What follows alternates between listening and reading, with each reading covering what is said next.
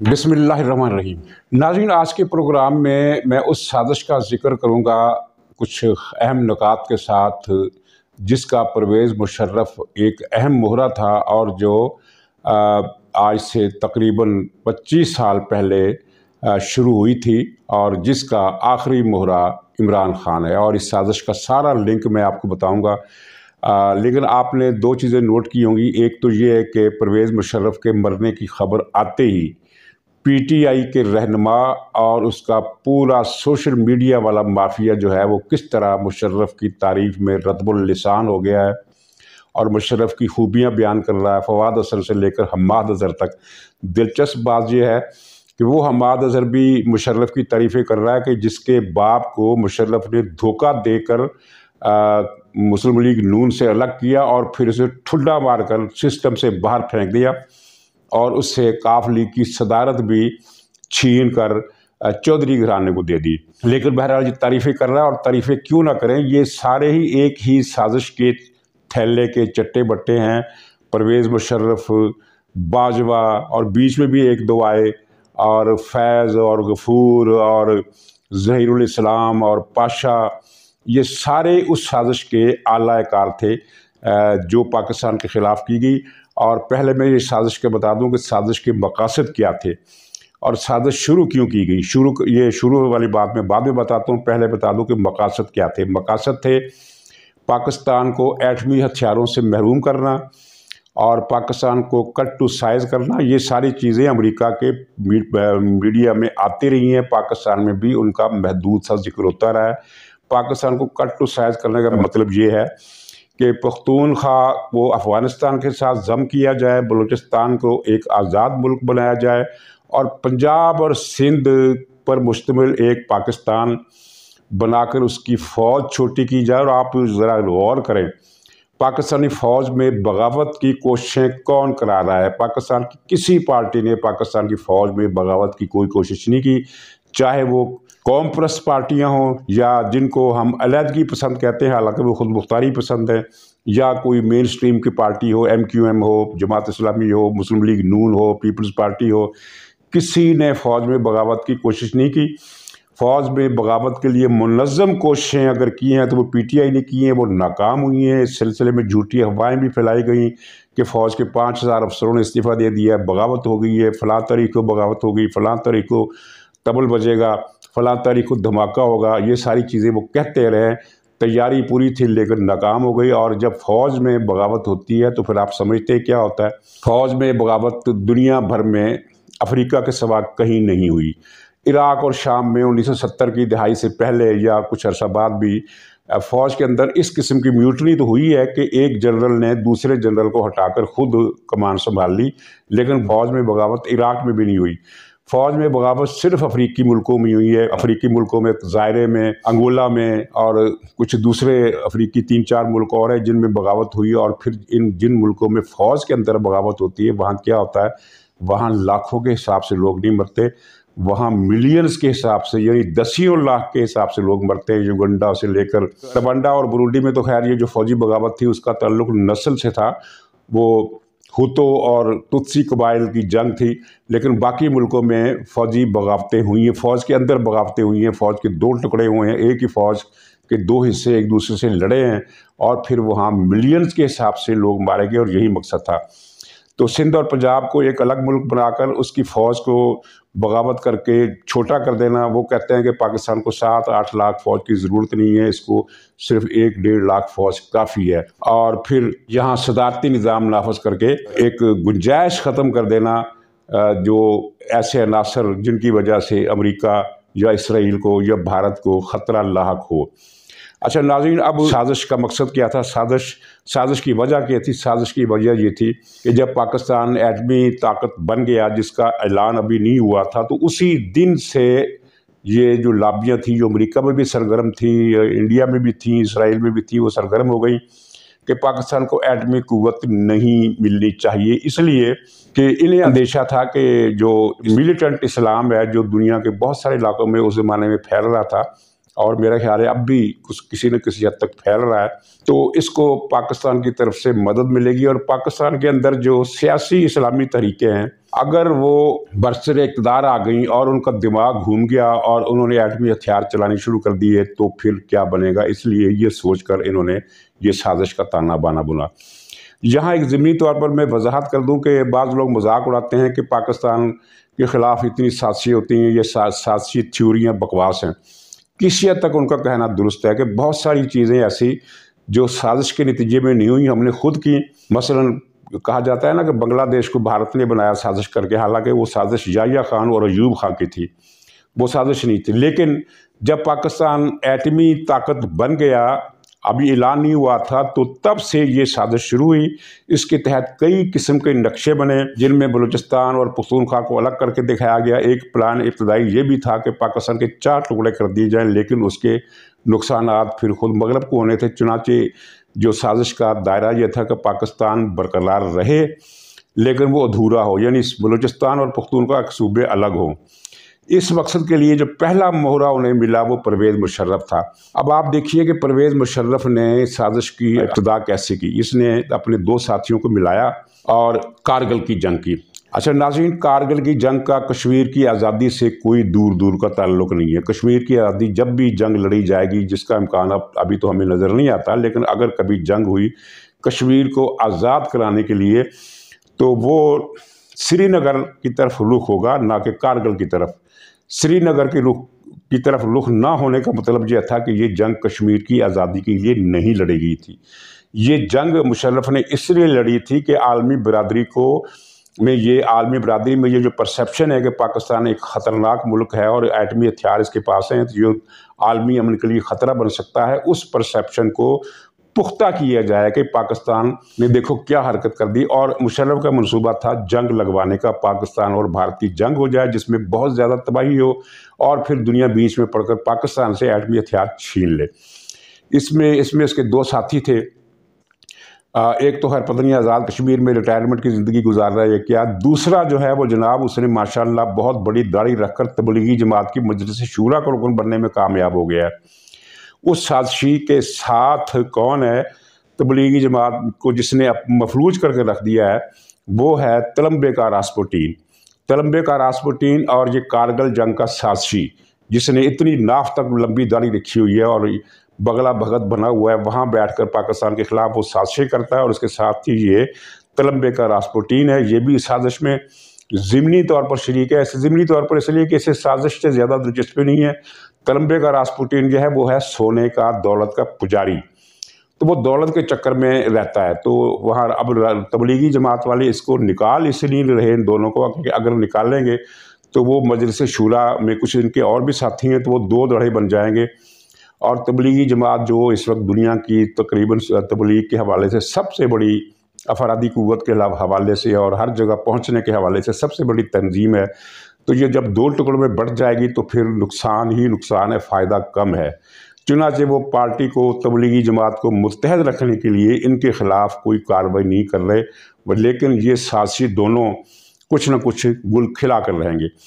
تو ناظرین، پرویز مشرف کی اس کارگل جنگ کا یہ نتیجہ نکلنا تھا اور نکلا۔ دنیا نے پاکستان کو دہشت گرد سمجھا، اس لیے سمجھا کہ پاکستان نے کارگل کی جنگ کسی الٹیمیٹم کے بغیر کی تھی، اور پوری دنیا میں یہ ایک نارم ہے کہ الٹیمیٹم کے بغیر کی جانے والی جنگ کو دنیا دھوکہ سمجھتی ہے اور اس کی ہمدردی پھر اس ملک کے ساتھ نہیں رہتی۔ اور یہی ہوا کہ پاکستان کارگل کی جنگ کے بعد کشمیر پر عالمی ہمدردی سے یکسر محروم ہو گیا۔ آپ نے نوٹ کیا ہوگا، اگر آپ کی نظر 1999 سے لے کر اب تک رکھی ہے عالمی واقعات پر، تو آپ کو معلوم ہوگا کہ دنیا میں پھر ہمارا کوئی حامی نہیں رہا، یہاں تک کہ سعودی عرب، چین اور ترکی جو کشمیر کے ایشو پر کسی چیز کی پرواہ نہیں کرتے تھے اور پاکستان کی حمایت کرتے تھے۔ باقی معاملات میں وہ ٹھیک ہے اپنے نفع نقصان کا حساب رکھتے تھے، لیکن کشمیر کے مسئلے پر ان کی غیر مشروط حمایت پاکستان کو رہی تھی۔ کارگل کی جنگ کے بعد یہ حمایت بھی ختم ہو گئی ہے، پاکستان کشمیر کاز کے حوالے سے اکیلا ہے۔ اور کشمیر کاز سے عمران خان کی دشمنی کا آپ اندازہ اس عمر سے لگائیے کہ انہوں نے ٹرمپ کے پاس جا کر باجوہ کی ملی بھگت سے کشمیر کو بیچا، پیسے کمائے، اور کل جو یوم یکجہتی کشمیر منایا گیا ہے، اس میں پاکستان کی ہر پارٹی شریک ہوئی ہے، بڑے پیمانے پر، چھوٹے پیمانے پر، جماعت اسلامی سے لے کر مسلم لیگ نون تک ہر پارٹی، اس میں پیپلز پارٹی، سب شریک ہوئی ہیں۔ कहीं आपको PTI नज़र आई, वो जो कहती है कि हमारे पास लाखों कारकुन हैं, पूरे पाकिस्तान में इन्होंने एक भी फंक्शन कश्मीर पर किया नहीं किया। और बाजवा साहब ने अपने टेन्योर में कश्मीर पर उठने वाली हर आवाज़ खामोश की। यहाँ तक कि आप जमात इस्लामी वालों से पूछ सकते हैं कि इन्होंने इस्लामाबाद में एक बैनुल-अक़वामी सेमिनार का प्रोग्राम रखा था कश्मीर के बारे में, तो बाजवा ने वो सेमिनार नहीं होने दिया था और धमकियाँ दी थी। फिर जमात इस्लामी ने भी फितने के डर से वो प्रोग्राम मनसूख कर दिया। तो नाज़रीन, साजिश के तहत ये कारगिल जंग की गई और उसके बाद फिर मुशर्रफ ने बलूचिस्तान में क़यामत बर्पा की। अकबर बुगटी और उसके साथ सैकड़ों बच्चे, बूढ़े और औरतें उसके उलगारों के सिलसिले में पनाह लिए हुए थे, इन सब को इसने ज़िंदा जला दिया, अकबर बुगटी को और उसकी साथ पनाह लेने वाले सैकड़ों बच्चों और औरतों और बूढ़ों को। उसके बाद जो बलूचिस्तान में आग लगी वो अभी तक नहीं बुझ सकी, बल्कि तेज़ होती जा रही है। तो नाज़रीन, इस आग का मकसद अब देखिए, साजिश क्या थी? बलूचिस्तान को पाकिस्तान से अलग करना। उसमें मुशर्रफ ने जुज़वी तौर पर कामयाबी हासिल की और पुख्तूनख्वा को पुख्तूनिस्तान बनाकर यानी अफ़गानिस्तान का हिस्सा बनाना, ग्रेटर पुख्तूनिस्तान, इस सिलसिले में मुशर्रफ ने और उसके साथियों ने वहाँ सिविलियन आबादी के साथ जो किया वो बताया नहीं जा सकता।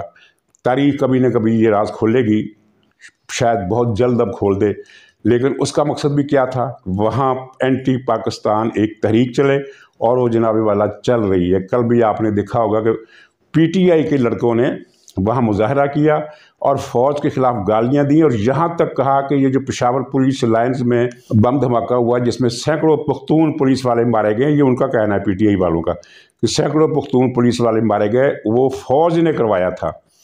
ये वो है तो ये झूठ, इसके सच होने में कोई 1% भी इम्कान नहीं है कि ये सच हो। लेकिन मकसद क्या है फ़ौज को बदनाम करने का? ये तसर देना कि पंजाबी फ़ौज है ये, पख्तून सूबे में, पख्तूनख्वा सूबे में PTI अब ये तसर दे रही है, ये तसर फैला रही है कि ये पंजाबी फ़ौज है जो पुख्तूनों को मरवा रही है। और उसके पीछे परवेज़ मुशर्रफ की भी पूरी कहानी है, उसने तो मरवाए ना हज़ारों की तादाद में पख्तून, हज़ारों। तो वहाँ एक बुनियाद रख दी गई है इस सोच की कि पुख्तूनख्वा जो है वो पाकिस्तान से अलग हो जाए। ये जो इमरान खान था ये मुशर्रफ का लाडला क्यों था? इसीलिए कि मुशर्रफ पहले ही हत्या चढ़ चुका था यहूदियों के। यहूदी भी कौन से? नॉर्मल यहूदी नहीं, नॉर्मल यहूदियों की तो कहानी बिल्कुल मुख्तलिफ है। उनमें कई लोग बहुत इंसानियत नवाज है और मुसलमानों से इतनी दुश्मनी भी नहीं रखते। आपने कल ही खबर पड़ी होगी कि अमेरिका में एक मस्जिद गिर गई, मस्जिद नहीं थी तो यहूदियों ने अपना सिनागाग मुसलमानों को दे दिया कि आप लोग यहाँ नमाज पढ़ें, तब तक इसे मस्जिद समझें जब तक आप दोबारा मस्जिद नहीं बना लेते। मैं बात कर रहा हूँ सहयूनियों की, ज़ायोनिस्टों की, जो बाय डिफ़ॉल्ट इस्लाम के और मुसलमानों के दुश्मन हैं, इसलिए कि उनका अक़ीदा है जिसकी तस्दीक ज़ाहिर है वो कहाँ से लाएंगे, लेकिन उनका अक़ीदा है कि जब तक सोलोमन टेम्पल नहीं बनता उनका मसीह वापस नहीं आएगा। मसीह की वापसी का तस्वर ईसाइयों में भी है, हज़रत ईसा अलैहिस्सलाम की वापसी का जो तस्वर है वो मुसलमानों में भी है, यहूदियों में भी है। लेकिन यहूदी, मुसलमान और ईसाई ये समझते हैं कि हज़रत ईसा अलैहिस्सलाम जो बैतुल-लहम में पैदा हुए और फिर उनको फांसी की सज़ा सुनाई रोमनों ने यहूदियों से मिलकर, वो हज़रत ईसा नहीं, ये मसीह मानते हैं कि कोई और बंदा आने वाला है, कोई और नबी आने वाला है। तो वो नबी कब आएगा? जब सोलोमन टेम्पल दोबारा बनेगा, उससे पहले नहीं आएगा। अगर 1000 साल तक सोलोमन टेम्पल नहीं बनता तो वो मसीह नहीं आएगा, और जो मसीह नहीं आएगा तो हमें अपनी खोई हुई शान शौकत दोबारा नहीं मिलेगी। और सोलोमन टेम्पल कब बनेगा? जब मस्जिद अक्सा ढा दी जाएगी, क्योंकि मस्जिद अक्सा उसी चट्टान पर बनी है जहाँ पर हज़रत सुलेमान अलैहिस्सलाम की मस्जिद थी। ये तो टेम्पल हमारे यहाँ मारूफ हो गया है ना, उर्दू में भी यही लिखा जाता है हैकल सुलेमानी। असल में तो वो मस्जिद थी जिसकी तायीद कुरान पाक में सूरा बनी इसराइल की पहली आयत से होती है, जिसमें कहा गया है कि पाक है वो ज़ात जो अपने नबी को एक रात में मस्जिदुल हराम यानी खाना काबा वहाँ से ले गया मस्जिद अक्सा की तरफ। उस वक्त मस्जिद अक्सा वहाँ मौजूद नहीं थी। मस्जिद अक्सा तो बनाई है हज़रत उमर रज़ी अल्लाह ताला अन्हु ने, खलीफा दोम ने। इससे पहले वहाँ कोई मस्जिद नहीं थी जिसको हम मस्जिद कहते हैं। तो फिर कुरान में ये मस्जिद अक्सा क्यों कहा गया? कुरान पाक में मस्जिद अक्सा उसी हज़रत सुलेमान अलैहिस्सलाम के माबद को कहा गया है, क्योंकि दुनिया के जो इब्तदाई घर थे जहाँ अल्लाह ताला की पूजा होती थी, बड़े घर, उनमें सबसे पहला तो मक्का में था जो हज़रत इब्राहीम ने बनाया, और दूसरा ये था حضرت سلیمان علیہ السلام نے بنایا، جو اللہ کے بہت جلیل القدر پیغمبر تھے، اور وہ اللہ کے خاص پیغمبروں میں سے تھے جن کو اللہ تعالیٰ نے حکومت بخشی تھی۔ فلسطین، موجودہ اسرائیل، جس میں پرانی فلسطینیوں کی ریاست فلسطین ریاست بھی شامل ہے، جس میں یہودا یعنی جس کو جوڈا لکھتے ہیں وہ بھی ریاست ہے، اور ایک فلسطی ریاست جو غزہ کے علاقے سے لے کر وہ جو صحرائے نجف ہے، ایک تو نجف ہے نا عراق والا نجف ہے اشرف جہاں حضرت علی، وہ نہیں، یہ نجف کا صحرا ہے جو بیت المقدس کے جنوب سے شروع ہوتا ہے اور غزہ اور سویس کو ٹچ کرتا ہے۔ تو یہ جو غزہ کی سلطنت تھی، غزہ سے لے کر اس نجف کے صحرا کے کچھ علاقے تک محدود تھی، یہ سارا علاقہ جو تھا، اور اس کے علاوہ کنعان کا علاقہ یعنی جو اس وقت موجودہ اردن ہے، اور کچھ لبنان کا علاقہ، یہ سارا علاقہ حضرت سلیمان علیہ السلام کی سلطنت میں شامل تھا، جو بہت طاقتور سلطنت تھی۔ اس کے علاوہ حضرت سلیمان علیہ السلام کو اللہ تعالیٰ نے کچھ اور بھی معجزے دیے تھے۔ تو یہ حضرت سلیمان کو اللہ نے حکم دیا تھا کہ تم مسجد بناؤ۔ اس مسجد کا نام عبرانی زبان میں کچھ اور ہوگا، سیناگاگ کہتے ہیں، جو یہودی اپنی عبادت گاہ کو سیناگاگ کہتے ہیں، اور اس کو انگریزی میں پھر انہوں نے ٹیمپل کر دیا۔ ٹیمپل سے پھر ہم نے لے لیا ہیکل سلیمانی، حالانکہ وہ مسجد تھی، وہ مسجد رومنوں نے گرا دی، اور اس کے بعد وہاں کوئی مسجد نہیں بن سکی۔ پھر جب حضرت عمر وہاں تشریف لے گئے خلافت سنبھالنے کے بعد، حضرت عمر فاروق، تو انہوں نے پھر وہاں مسجد اقصیٰ کی تعمیر کی۔ مطلب یہ ہے کہ قرآن میں جب مسجد اقصیٰ کا لفظ آ گیا تو ہیکل سلیمانی کو ہم کیوں مسجد نہیں کہیں؟ تو خیر یہ یہودیوں کا عقیدہ ہے کہ جب مسلمانوں سے یہ موجودہ جو مسجد اقصیٰ ہے جو حضرت عمر نے تعمیر فرمائی تھی، تو اس کو گرا کر دوبارہ ٹیمپل آف سولومن نہیں بنا لیتے، اس وقت تک ہماری شان و شوکت بحال نہیں ہو سکتی۔ اس لیے جو صہیونی ہے وہ بائی ڈیفالٹ عقیدے کی بنیاد پر مسلمانوں کے دشمن ہیں، اسلام کے دشمن ہیں۔ باقی یہودی جو ہیں ان میں ملے جلے لوگ ہیں، کچھ مسلمانوں کے دشمن بھی ہیں، کچھ لبرل بھی ہیں، کچھ مسلمانوں کو حقوق دینے کے لیے بھی حامی ہیں۔ آپ نے دیکھا ہوگا اسرائیل میں جلوس نکلتے ہیں کہ فلسطینیوں کو ان کی سرزمین دی جائے، کیمپ ڈیوڈ معاہدے پر عمل کیا جائے، وہ یہ یہودی ہوتے ہیں۔ تو خیر اس سازش کو پھر آگے بڑھتے ہوئے یہ بلوچستان، یہ پختونخوا، پھر فوج کے اندر بغاوت، اور یہ ساری سازشیں جو ہیں، اب یہ جو لوگ کہتے ہیں کہ اس وقت نقطہ عروج پر ہے، میں اس سے اختلاف کرتا ہوں، نقطہ عروج پر نہیں ہے، یہ اب نقطہ پسپائی کی طرف ہے، کیونکہ اس سازش کے جو مہرے تھے، رحیل شریف اور باجوہ اور فیض اور پاشا اور یہ جتنے بھی تھے سارے چلے گئے، مشرف بیمار ہو کر پہلے ہی ناکارہ ہو گیا تھا۔ اب اس سازش میں عمران خان اکیلا ہے، اور اب اس پر پسپائی کے اور ہمت ہارنے کے آثار ہے۔ کل جو اس نے اعلان کیا جیل بھرو تحریک کا، تو یہ اس کا سرنڈر تھا کہ میں اب کچھ نہیں کر سکتا، میں سڑکوں پر لوگوں کو نہیں لا سکتا، اگرچہ اس نے ایک عجیب و غریب بہانہ گھڑ کر پیش کیا کہ میں سڑکوں پر اس لیے لوگوں کو نہیں لا رہا کہ اس سے معیشت کو نقصان پہنچے گا۔ حالانکہ یہ وہ آدمی ہے عمران خان جس نے مسلسل لوگوں کو سڑکوں پر آنے کی کال دی، لوگوں نے کان نہیں دھرے، تو اب یہ کہتا ہے کہ میں نے معیشت کی خاطر یہ فیصلہ کیا، جیل بھرو تحریک۔ اور رانا صلی اللہ علیہ نے کل اعلان کیا ہے کہ تم جیل بھرو کی تحریک شروع کرو، تمہارا علاج میں کروں گا۔ میرا خیال ہے کہ علاج کرنے کی نوبت نہیں آئے گی، یہ تحریک شروع ہی نہیں ہوگی۔ یہ تحریک ابھی تو اس نے اعلان بھی نہیں کیا، ابھی تو اس نے صرف بتایا ہے کہ میں تحریک شروع کروں گا، کارکن تیار رہیں۔ کارکن کی تیاری کا موڈ دیکھے گا، اور پھر دیکھیں گے کہ یہ کس تاریخ سے جیل بھرو تحریک شروع کرتا ہے۔ اور جیل بھرو تحریک تب شروع ہوتی ہے جب لیڈر گرفتار ہو، پہلے تو اسے گرفتاری دینا پڑے گی، یہ جو بنی گالہ سے باہر نکلتا ہی نہیں ہے۔ تو ناظرین یہ لمبی چوڑی سازش تھی جو اب اپنے نقطہ عروج کو پہنچ کر اب ریٹریٹ کر رہی ہے، یہ ناکام ہو رہی ہے۔ ہو سکتا ہے اگلا بار اور امریکہ کو، اسرائیل کو، امریکہ کو بطور ملک نہیں میں کہتا، امریکہ کے اندر کچھ طاقتور لابیز ہیں، اور انڈیا، بی جے پی اور اسرائیل کی لیکوڈ پارٹی، یہ پارٹی جو ہے یہ ہو سکتا ہے کہ کوئی اور عمران خان ڈھونڈ لیں، کیونکہ پاکستان میں عمران خان جیسی چیزیں ملتی رہی ہیں۔ ایوب خان بھی عمران خان تھا، جنرل نیازی بھی عمران خان تھا، جنرل یحییٰ بھی عمران خان تھا، ان سے پہلے جنرل سکندر مرزا بھی عمران خان تھا، اور یہ پرویز مشرف بھی عمران خان تھا۔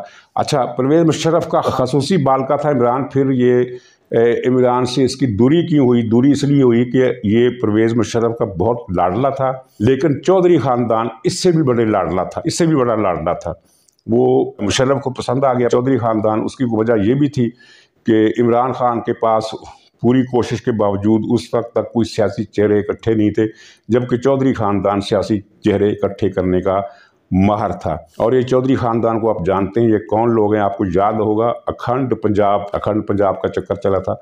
नाज़रीन, इसमें फ़लसफ़ा क्या था? फ़लसफ़ा वही है जो पख्तूनख्वा में भी है कुछ लोगों के जहन में। खुलेआम वो ऐलान करते हैं कि ड्यूरल लाइन ने अफ़गान कौम को तकसीम कर दिया है, ये इसे दोबारा इकट्ठा किया जाए।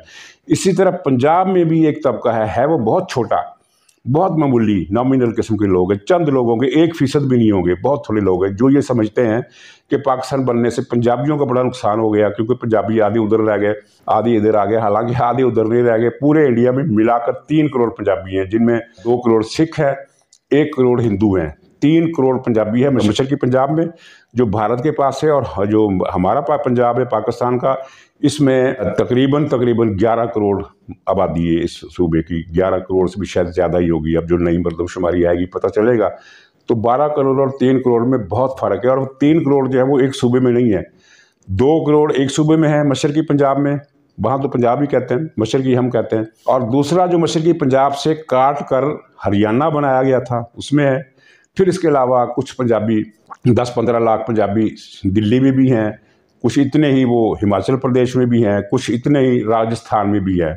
तो मिल मिलाकर 3-3.25 करोड़ पंजाबी हैं इंडिया में, यानी पंजाब, हिमाचल प्रदेश, हरियाणा, दिल्ली और शुमाली राजस्थान, इन 4 इलाकों में ये 3 करोड़ के करीब या इससे कुछ ज़्यादा पंजाबी फैले हुए हैं। तो ये इनकी ख्वाहिश थी, कुछ लोगों की ये ख्वाहिश है कि पाकिस्तान ख़त्म हो जाए ताकि पंजाब इकट्ठा हो जाए। वहाँ भी मकई की रोटी खाई जाती है, साग खाया जाता है, यहाँ भी मकई की रोटी साग खाया जाता है, वहाँ भी वो बसंत का त्यौहार मनाया जाता है और यहाँ भी बसंत का त्यौहार मनाया जाता है। इसके अलावा एक और वो है, पता नहीं उसका क्या नाम कहते हैं, त्यौहार, वो दुल्ला भट्टी की याद में मनाया जाता है यहाँ। मगर भी अच्छा ये लतीफ़ा है कि दुल्ला भट्टी मुसलमान हीरो था पंजाब का, जिसने मुगलों के ख़िलाफ़ जंग लड़ी। तो दुल्ला भट्टी के याद में यहाँ तो वो त्यौहार नहीं मनाया जाता, लेकिन पंजाब के, भारतीय पंजाब के सिख वो त्यौहार मनाते हैं। मुझे उस त्यौहार का नाम याद नहीं है। दुल्ला भट्टी की बरसी के मौके पर वो ये त्यौहार मनाते हैं। उसमें सारी रात वो आग जलाकर डांस करते हैं, गाने गाते हैं, खाने खाते हैं, कुछ डिशें बनाई जाती हैं। यहाँ वो रिवाज नहीं है। तो बहरहाल तो वो ये इनका फ़लसफ़ा है। लेकिन ज़ाहिर है इस तरह के फ़लसफ़े चलते नहीं हैं। आयरलैंड की जो कौम है, आयरिश कौम जो है, उनका भी कल्चर एक है, ज़ुबान एक है, लिबास एक है, तहज़ीब एक है, हर चीज़ एक है, जोग्राफिया एक है, जजीरा एक है। एक ही जजीरा है, छोटा बरतानिया जिसको भी कहते हैं, जिसको आयरलैंड उसका नाम है। तो वहाँ के शुमाल में प्रोटेस्टेंट ईसाई थे, जनूब में कैथोलिक ईसाई थे। तो इन दोनों ने अलहदगी का फ़ैसला किया इस बुनियाद पर कि हम जो कैथोलिक थे जनूबी आयरलैंड में, जिनके पास मेजॉरिटी इलाका था और मेजॉरिटी आबादी थी, वो कहते थे हम प्रोटेस्टेंट्स के साथ नहीं रह सकते। चुनांचे उन्होंने यूके से अलहदगी इख्तियार करके आज़ाद मुल्क की हैसियत इख्तियार कर ली। जबकि शुमाली आयरलैंड जो है वो मज़हब की बुनियाद पर, बल्कि फ़िरके की बुनियाद पर, क्योंकि कैथोलिक भी ईसाई हैं और प्रोटेस्टेंट भी ईसाई हैं, उन्होंने अलहदगी इख्तियार कर ली सिर्फ मज़हब की बुनियाद पर। तो चीज़ें मैटर करती हैं, मज़हब बहुत मैटर करता है। पंजाबी बेशक सिख हैं, हम उनका एहतराम करते हैं, वो अच्छे लोग हैं, उनमें बहुत सारे तो उनमें ऐसे है कि फरिश्ते हैं। लेकिन पंजाबी होना इस बात की बुनियाद नहीं बन सकता लाजमी तौर पर कि दोनों पंजाब इकट्ठे हो जाएं, क्योंकि पाकिस्तान जो था वो मज़हब की बुनियाद पर तकसीम हुआ था। अगर सिखों के साथ हमारी कोई वो है कदर मुश्तरक हिंदुओं से ज़्यादा है, तो फिर बेहतर यह है कि सिख अपना सूबा अलग कराएं और पाकिस्तान में शामिल हो जाएं। तो ये तो भाईचारा हो सकता है, लेकिन ये नहीं हो सकता कि पाकिस्तानी पंजाब पाकिस्तान से कट कर भारतीय पंजाब के साथ मिलकर एक अखंड पंजाब बनाए। बहरहाल करूरा परवेज़ इलाही का मुशर्रफ से मिल गया, और ये वही परवेज़ इलाही है कि जब मुशर्रफ ने सैकड़ों बच्चों को फास्फोरस बम और आतिशगीर मादे से ज़िंदा जला दिया और कई दिन तक उनकी लाशें ट्रक ढोते रहे और जंगलात में जाकर इज्तिमाई कब्रों में दफन करते रहे। तो उस वाक़े के बाद भी ये परवेज़ इलाही कहता रहा कि मैं मुशर्रफ को 10 बार वर्दी में मुंतखब कराऊँगा। और वो शीदा टल्ली उसका करूरा भी मिलता है। ज़ाहिर है उनका शहर वहाँ गुरदासपुर में रह गया, यहाँ उनको भी बनाना पड़ा। तो वो भी यही चाहता है कि ये लकीर मिटे ताकि हम वहाँ गुरदासपुर में जाएं और अपनी इबादत करें। और ये कहा करता था कि मेरा सैयद अच्छा नाज़रीन, ये परवेज़ मुशर्रफ का ख़ानदान सैयद नहीं था, ये पाकिस्तान बनने के बाद सैयद बना। आपके इल्म में शायद है या नहीं है, हिंदुस्तान में ज़्यादातर मुसलमान जो हैं वो हैं मुग़लों की औलाद, मंगोलों की औलाद, तुर्कों की, अफ़गानों की, ईरानियों की, अरबों की। अराई, सैयद, अफ़गान, बेग, ये सारे वहाँ। लेकिन मुसलमानों की एक तादाद ऐसी है जो लोकल है, और वो है ज़्यादातर दलित तबके की। दलित यानी जो अनटचेबल, जिनको हिंदू कहते हैं कि इनके साथ हाथ मिलाने से हिंदू उनका धर्म जो है भ्रष्ट हो जाता है। दलित, अब तो खैर उनके हालात कुछ बेहतर होना शुरू हो गए हैं, वो हुकूमत में भी आना शुरू हो गए हैं। ये एक दलित वज़ीर आला भी बना, एक दलित सदर बन गई। तो ये दलित ख़ानदान है, हम उनको इज्जत देते हैं दलित ख़ानदान को। लेकिन दलित को हम सैयद कैसे मान लें?